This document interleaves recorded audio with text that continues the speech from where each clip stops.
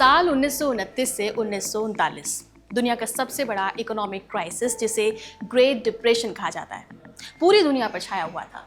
उस समय कारोबार ठप थे, कारखाने बंद हो रहे थे और नौकरियां जा रही थी और बाजारों में सन्नाटा पसर चुका था।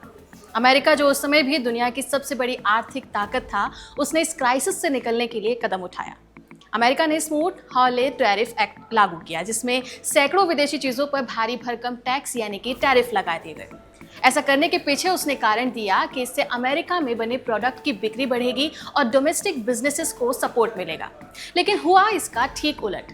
जैसे ही अमेरिका ने टैरिफ लगाया, बाकी देशों ने भी बदले में अमेरिका के सामान पर टैक्स बढ़ा दिए। इससे ग्लोबल ट्रेड पर काफी बुरा असर देखने को मिला और कई देशों की इकोनॉमी तो समझो तबाही हो गई। कई एक्सपर्ट्स ने अमेरिका के इस टैरिफ एक्ट को ही ग्रेट डिप्रेशन को बढ़ावा देने वाला कारण बताया। यानी कि टैरिफ का ऐसा इतिहास रहा है जिसमें एक फैसले ने पूरी दुनिया को हिलाकर रख दिया हो। और अब करीब करीब 100 साल बाद अमेरिका ने फिर से टैरिफ वाला हथियार निकाला है। नमस्कार, मैं हूं डिम्पिका और आप देख रहे हैं खबरगांव।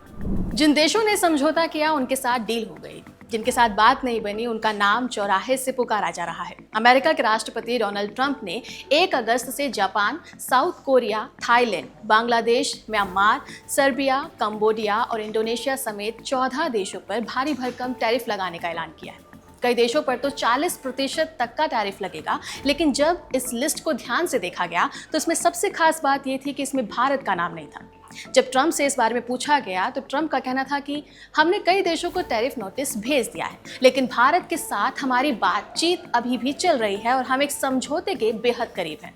ऐसे में अब सवाल उठ रहे हैं कि जब अमेरिका बाकी देशों पर सख्त टैरिफ लगा रहा है तो भारत के साथ ये नरमी क्यों? क्या भारत वाकई इस टैरिफ संकट से बच निकलेगा या इसके पीछे कोई बड़ी स्ट्रैटेजी है? भारत और अमेरिका के बीच टैरिफ की कहानी कहां से शुरू हुई, पहले इसे जान लेते हैं।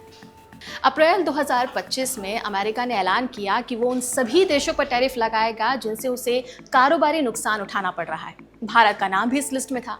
अमेरिका ने साफ कहा कि भारत पर 26% तक का टैरिफ लगाया जाएगा, लेकिन साथ ही उसने भारत समेत कुछ देशों को 90 दिनों का वक्त भी दिया, जिसमें ये बात साफ थी कि बातचीत करो, समाधान निकालो, वरना टैरिफ लगना तय है।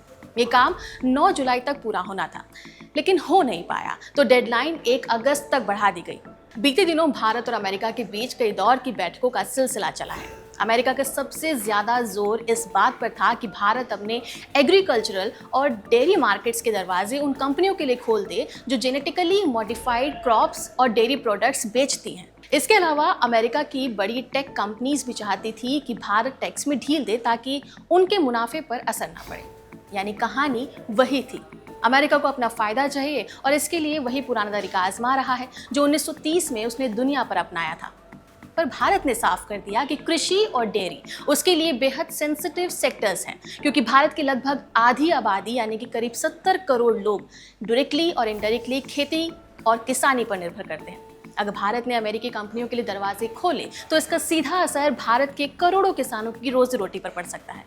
दरअसल अमेरिका जिन जेनेटिकली मॉडिफाइड फसलों और डेयरी प्रोडक्ट्स की बात कर रहा है, उनका भारत में ना तो कोई सपोर्ट करता है और ना ही इसके लिए कोई कानून इजाज़त देता है। और कहीं ना कहीं इससे भारत की फूड सिक्योरिटी और आत्मनिर्भरता जैसे बड़े लक्ष्य भी खतरे में आ सकते हैं।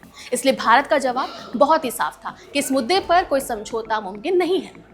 इसके उलट भारत ने अमेरिका से बातचीत में साफ तौर पर कहा कि अगर वह भारत से व्यापार में रियायत चाहता है तो उसे भी भारत के फुटवेयर्स, क्लोथिंग, लेदर गुड्स और कुछ हैंडीक्राफ्ट प्रोडक्ट्स पर भी टैरिफ में रियायत देनी होगी, क्योंकि इनसे लाखों लोगों की रोजी रोटी जुड़ी हुई है।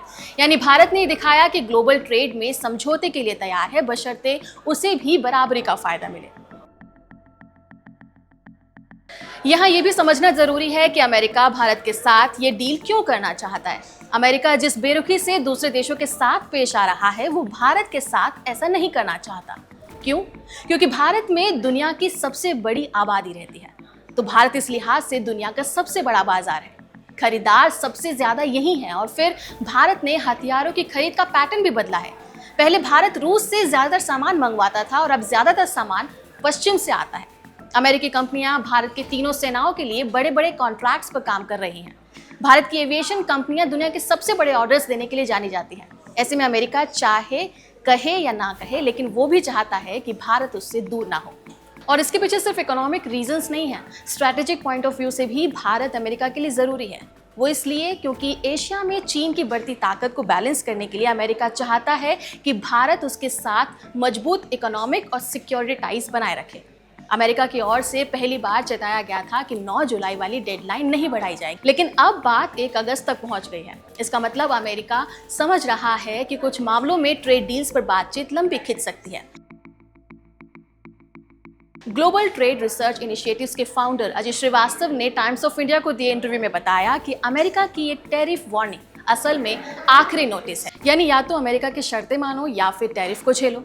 GTRI ने इन टैरिफ समझौतों को यात्रा यानी कि yielding to American tariff retaliation agreement कहा है, मतलब अमेरिकी टैरिफ दबाव के आगे झुकने वाला समझौता। इसलिए उन्होंने भारत को सावधान करते हुए कहा है कि भारत को इस पूरे मामले में बहुत सोच समझकर कदम उठाना होगा, क्योंकि डोनाल्ड ट्रंप के कार्यकाल में किए गए ट्रेड एग्रीमेंट्स किसी भी देश को परमानेंट प्रोटेक्शन नहीं देते। ये खतरा हमेशा बना रहता है कि समझौता होने के बाद भी अमेरिका किसी भी समय एक तरफा टैरिफ बढ़ा सकता है। जैसे हाल ही में ट्रंप ने ब्रिक्स कंट्रीज, जिसमें भारत भी शामिल है, उन पर 10% एडिशनल टैरिफ लगाने का प्रपोजल दिया और कारण बताया कि ये देश अमेरिका विरोधी नीतियों का पालन कर रहे हैं। इससे साफ है कि अमेरिका के फैसले अक्सर मनमाने होते हैं। रिपोर्ट्स के मुताबिक भले ही भारत समझौता कर भी ले, लेकिन फिर भी उसके एक्सपोर्ट को कम से कम 10% तक का एडिशनल टैरिफ तो झेलना ही पड़ेगा। हालांकि इस वक्त पूरी दुनिया की नजरें भारत और अमेरिका की इस बातचीत पर टिकी हैं। ये डील सिर्फ 2 देशों के बीच नहीं, बल्कि इसका असर वैश्विक व्यापार और कूटनीति पर भी पड़ेगा। अब देखना यह है कि भारत इस मौके का इस्तेमाल कैसे करता है। क्या वे अपने हितों की रक्षा करते हुए अमेरिकी टैरिफ से राहत हासिल कर पाएगा, या फिर उसे भी टैरिफ की मार झेलनी पड़ेगी।